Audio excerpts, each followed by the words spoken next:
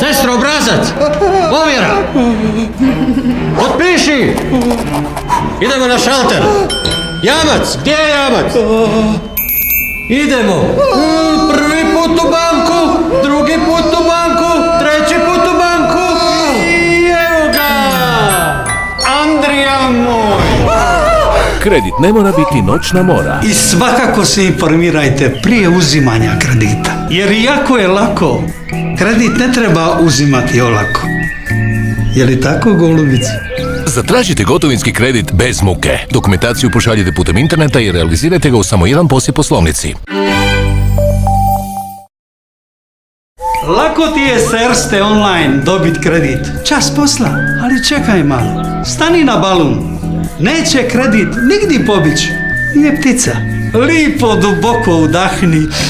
Izbroji do 100. Informiraj se.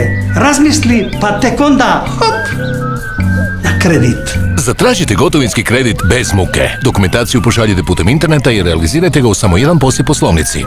Jer jako je lako. Kredit ne treba uzimati olako. Je li tako, golubice?